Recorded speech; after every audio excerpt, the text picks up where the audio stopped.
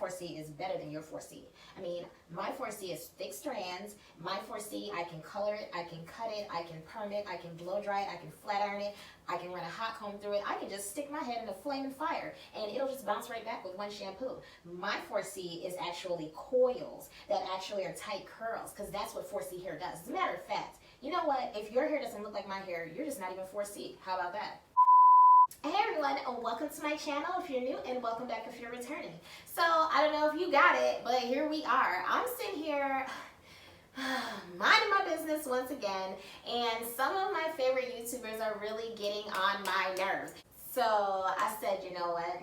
Instead of, turning into Twitter fingers and going off, I was just like, I'm gonna just make a video. I'm gonna talk about it, and I'm gonna do my hair because we're out here. We're gonna discuss some of the things that 4C hair is and some of the things that 4C hair isn't.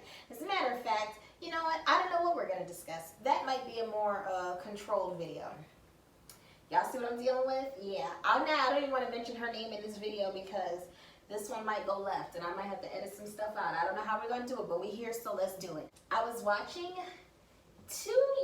I watched 3 back-to-back that triggered me, but 2 YouTubers that I actually fool with, and they keep talking in a way that I guess, quite frankly, is just pissing me off.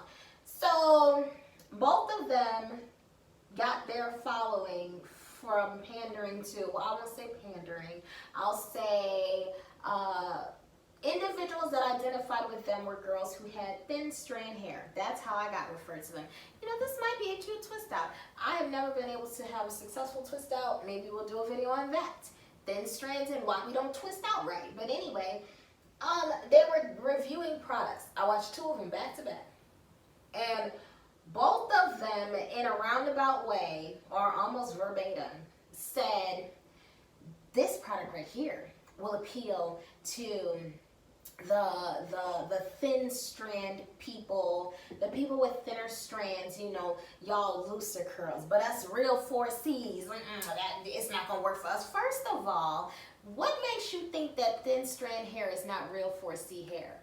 Or for anything? What is that? Where did that come from? Because the way I see it, there are a lot of women that were on YouTube that are in the, uncombed 2 or a real unkept 3 state of mind, and then they add water and magically they have these luscious curls, and then they label their videos 4C and everybody runs to them. And the only reason they get popularity is because a lot of these 4C girls are trying to do what they do, and they watch this and they think that these 4C coils can somehow be transformed into 3A curls. It doesn't work that way, especially if you're like 4B. Us with the zigzags, oh Lord. Ain't no way. Or us 4Cs that are undefined, because there is an undefined 4C. I got it right here. So it's here. We in here. But they were the reason why it triggered me is because there's this misconception that if you have 4C hair, I'm just going to say 4 type, because 4B is in there as well. 4B is a zigzag pattern. We should know this stuff by now. I don't really see why these patterns even matter, but that's another video. We're going to stick to this one. If you are 4B, 4C, you have to have thick strands. If you don't have thick strands, you're not 4B, 4C. Or if you're 4B, 4C, you have to have this thick mane of hair. If you don't have super thick hair, you're not 4B, 4C. I'm like, okay, that's not true, because there are women out here like me who I am 4 type hair and my hair is not super huge. The only thing that keeps me in the game is frizz for the most part. I don't have the density. I don't have the strand circumference or the strand width. My strands are thin, and that's about it. It's kind of long, but other than that, and I don't have a defined curl pattern. I don't have loopity loop curls. They say the size of a pin coil, if the diameter of your curl is smaller than that, then then you're 4C. Anything that and smaller, anything over that is not. And I'm like, okay, if that is what we're using to measure this, then why is everyone out here pointing at certain hair types? Because, your hair doesn't do this or that, you can't be 4C. Or the other one, if your edges don't, if you're 4C, your edges don't lay. Sorry, boo. My edges lay. I don't know what your edges do, but mine lay because I don't have a defined curl pattern, so my edges do lay. And even if I did, my hair is thin. I don't have thick strands that are unruly, and I don't have to use edge control. All I need is a little bit of water and a good brush. That's it. Probably not even that sometimes. Just lay them down and they lay. Okay, the common sense in me wants to go section by section and comb my hair out, but this is a YouTube video, so here we are. I don't want my hair to revert, so I can't really wet my hair. I don't know, we're gonna see this. But okay, so back to the conversation at hand. The whole point of me starting my channel was because I felt as though type 4 hair that is thin strand, sparse to medium density, without a necessary, not necessarily having a defined curl pattern. We're underrepresented on YouTube, and I've been on YouTube for a long time, and some of my favorites, I don't necessarily follow them because they know how to do hair, because I'm not about to call any names. Well, maybe I will, and then I'm gonna have to edit it out, but we just gonna go. But a couple of my faves, I like them because of their energy, their personality, and some parts of their hair looks like mine. Like their hair may look like my hair when it's dry, or their hair may look like my hair when it's wet. Very rarely, I think maybe once so far on YouTube have I found twice. One person, she had like 100 followers.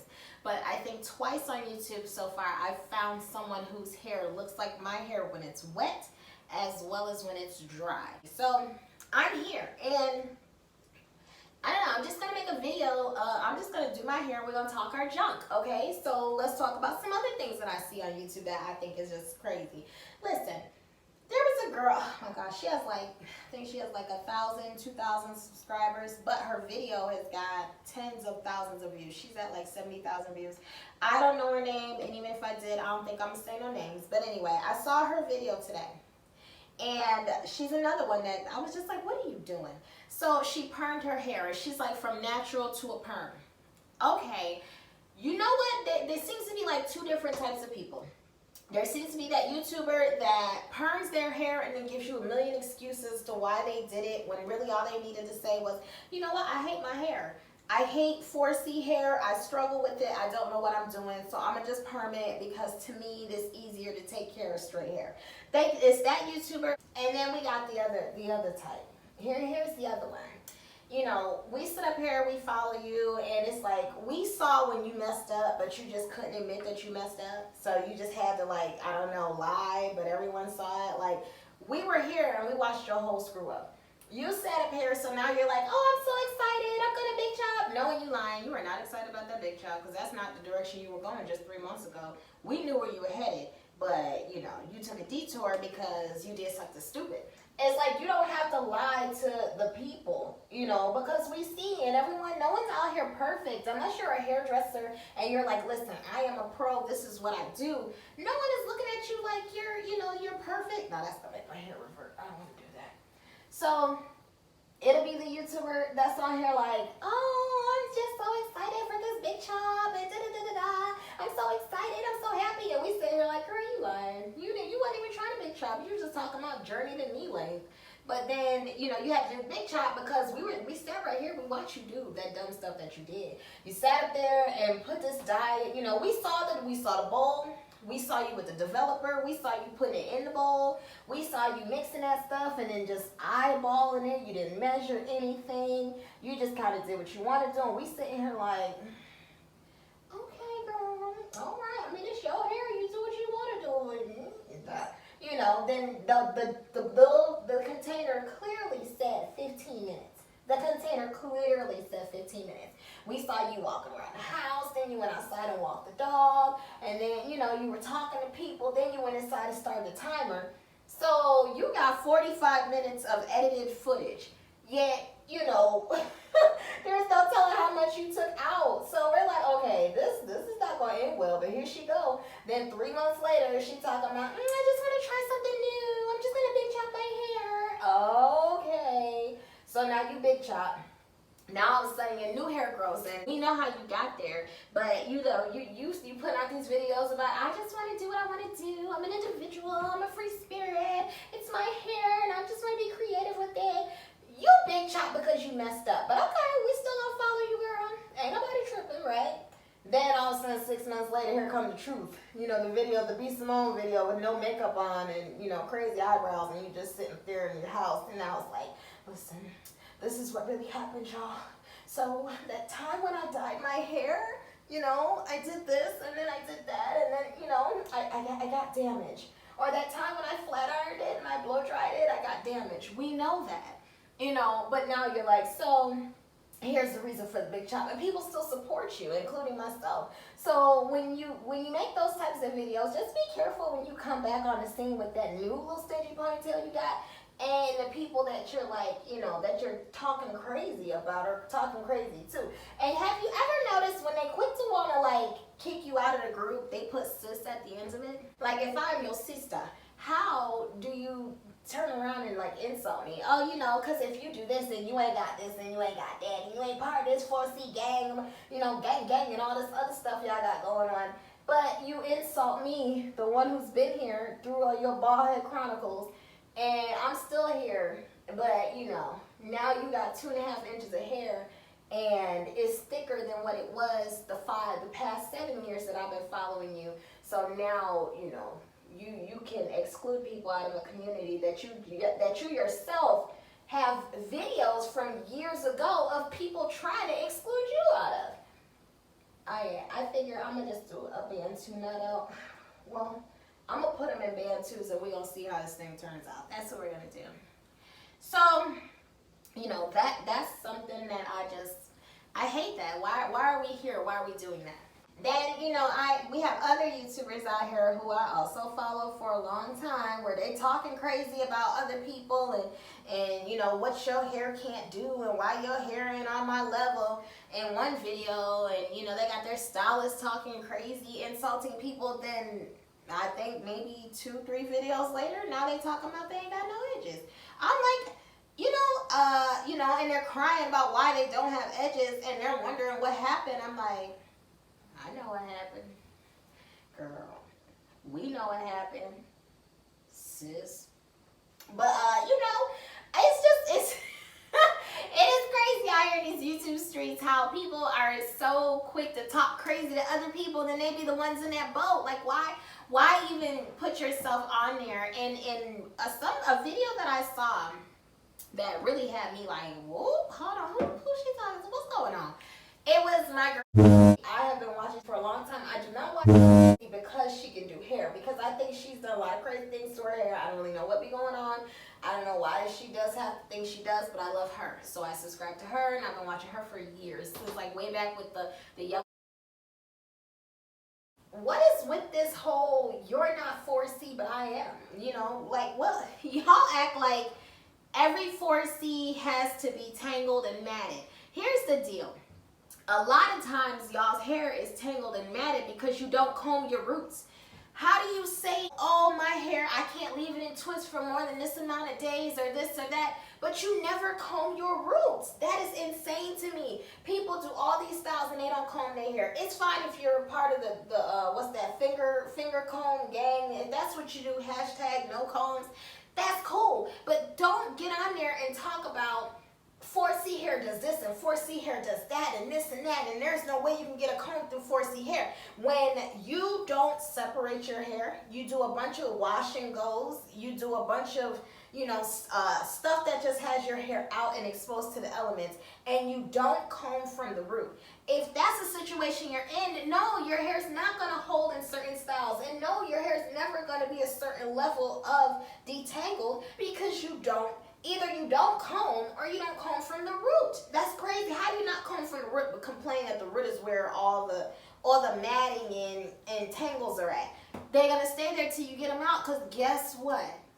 Your hair is not straight. So your hair does all of this at the root.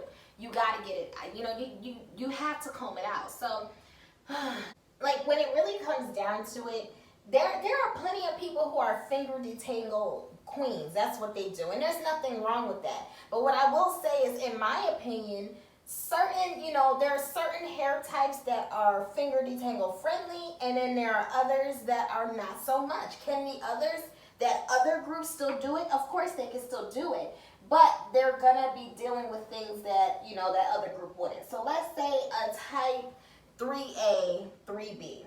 That might be, you know, they may have more success with finger detangling and not catching tangles at the root and you know, matting at the root, as opposed to a type 4, especially 4B or 4C, who says they only finger detangle.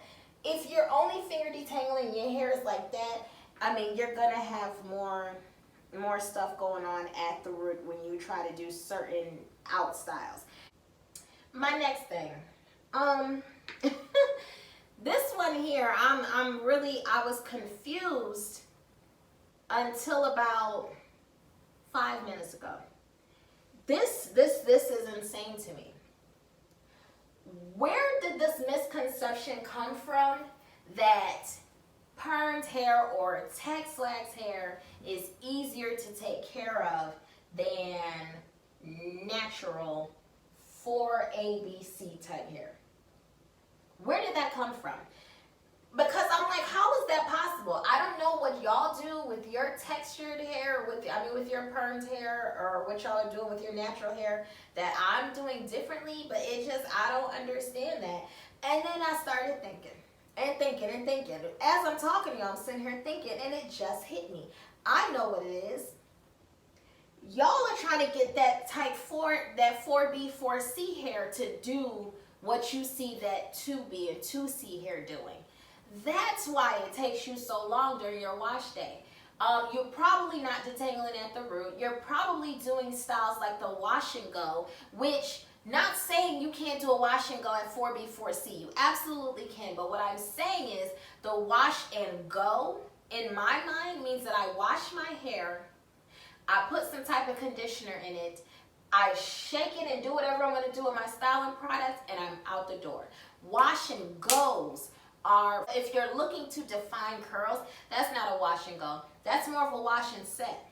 That's more of a wash and set, but we call the wash and set, you know, the traditional old school way. No, you need to wash and set your behind down because you're not going anywhere for about 5 or 6 hours. That's what we do for the 4 types, but you call it a wash and go. So I'm like, okay, I'm getting it. This is what the issue is. The type 4 girls are trying to get their type 4 hair to do things that they see those type 3s and type 2s doing.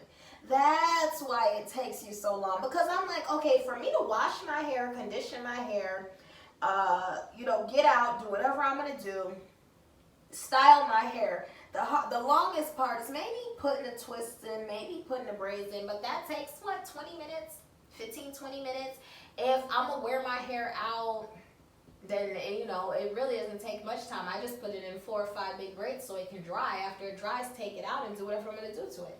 So I'm like, for me, I'm like, are you kidding me? Permed hair, first of all, it feels like straw. It doesn't have a good feeling to me when it's wet. And you know, that's that's subjective. I don't like to braid straight hair. I don't like to really touch permed hair or processed hair. It doesn't feel right to me. It feels brittle. But like I said, that's just me. But I'm looking at it like you guys have to do more, because you definitely have to deep condition more. You definitely have to worry about the protein level, the balance. You have to do things to make sure your ends don't fall apart. You have to do so much stuff. You have to retouch it, you know, and then it smells weird. If you get caught out in the rain and you're a perm girl or a Texlaxed girl, if you get caught in the rain, you got to run for cover. I get caught in rain, it's just a rainy day. I don't really care because I probably need the hydration anyway. So if the rainwater works for my plants, I'm sure to do wonders on this head of hair. So I'm like, if I go to the pool, if you are a permed girl or a Texlaxed girl, you probably can't, or even flat iron and all that, you can't jump into the pool and come out looking how you do.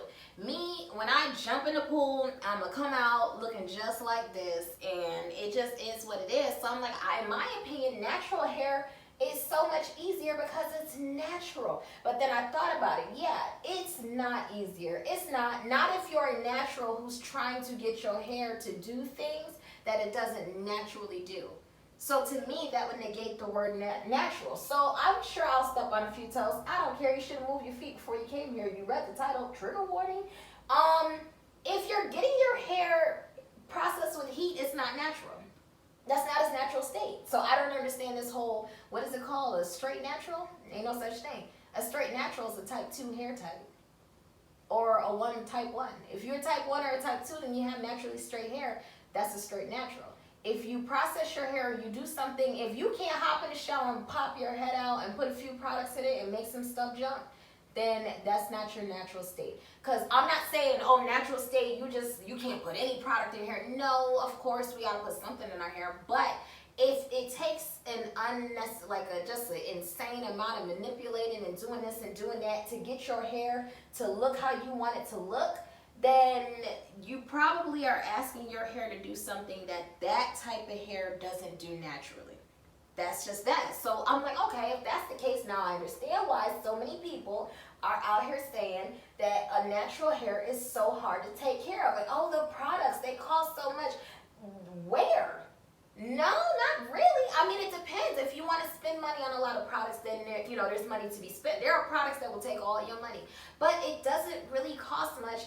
You don't have to buy special shampoos. I mean, if you have high porosity, I guess then you may want to worry about what shampoos you use. But if you have low or normal porosity, what is the problem? Oh, you don't want to use sulfates. Okay, that's a personal choice. They have products that I guess don't contain sulfate that are cheaper. I don't have porosity issues, so I have no problem with sulfates. Mine is more low porosity than anything, low to normal. So because of that, I'm able to use sulfate shampoos. I don't care about that stuff. But you're worried about stripping. If you were properly detangling your hair and doing all this and doing all that, and then you're using a shampoo that doesn't strip, it really shouldn't take you that much time to complete your wash day. If it's taking you an unnecessary amount of time, you're probably asking your hair to do something that it doesn't naturally want to do. That right there is that in itself is, I think, a big part of the problem. So yeah, I can understand why Texlaxed or permed hair would be easier to you, because you have bought into this I will say the white standard of beauty. You don't necessarily see the beauty in your unkept, wild and crazy, here I am hair. You don't see the beauty in that. So in your mind, your standard of beauty is not the same as someone else's. No one, not everyone has to have the same standard of beauty. But when you are having so much trouble with your natural hair, and it's so much, and oh my God, that right there, and then you start talking about it, and then you actually do a video on your permed hair, and you talk about how much more amazing it is, and oh, it just looks so good, and now I'm actually motivated to moisturize my hair. Hold on, wait a minute, bring that back. So what you're saying is you weren't moisturizing your natural hair, and then as you get deeper into the video, she's like, no, she didn't moisturize her natural hair because it didn't bring her joy. She wasn't motivated to take care of her natural hair. But now that her hair is straight, she has more motivation to take care of it. And I'm sitting here like, am I really watching this self-hate video? Is that what we're doing? So you mean to tell me you didn't she said she didn't like doing her hair, she didn't like washing it, she didn't detangle it, she didn't moisturize it because she wasn't motivated. But you mean to tell me you did absolutely nothing to take care of your natural born hair, but once you permed it, and now she says it hangs and she can just put it in a ponytail and go, now you're telling me now you're inclined to take care of it. Maybe if you would have put some effort into taking care of your natural hair, then you wouldn't be in this situation that you're in. But obviously, who am I? I ain't nobody, whatever. So that's the thing. It's like this self-hate. Why does everybody hate what they have? Because I'm telling you, you're telling me that your hair is permed, so now you can put it up in a ponytail. My hair is not permed, and I can get it in a ponytail just fine. The difference is my ponytail may not look like yours. And if that straight look is the ponytail you're going for, then yeah, you may need to process your hair, because I don't do that. We don't do that over here. I don't mind a bushy ponytail. I don't mind my naturally half coily, half curly, half undefined hair, poking out the top of my ponytail, looking however it looks. If I need my hair to go straight, you have to get a perm. I can do what I'm doing right now and comb it out. No, it's not gonna be bone straight. But naturally, that's not what my hair wants to do. So why would I force it to do something that it doesn't want to do, and then complain that it's so hard to get it done? No, it's hard to get it to look like the 2s and the 3s. That's what is hard to do. So now you go ahead and get it bone straight. Now you 1 status, 1 or 2 status, and now your hair is just so beautiful and it's so easy to manage. But does it feel good though? Like when you wash it, how does it feel? Is that sustainable? You can't do certain things. Like I could put water on my hair 5 days a week. It's not gonna do anything. All it's gonna do is benefit me. You know, I don't know. So I think I'm done ranting. I don't really know. I got a couple of knots in there. I'm gonna do a couple of more, and yeah, this one needs to be tied in. And maybe we'll come back and talk some more junk. I don't know. We'll see. Okay, so I've done these 3 so far. So I'll be leaving these knots in for about 2 to 3 days so that everything can reform and set. And make sure you guys check out part 2 of this video so that you can see the final result and my takedown to see if I could finally get a Bantu twist out that looks halfway decent. And comment down below anything that you think about this video, anything that you see going on in the natural hair community, anything you can add, anything you don't agree with. And before you go, please make sure you subscribe to my channel, hit the blue bell for notifications, and thumbs me up, and we'll do this again in part 2. Thanks.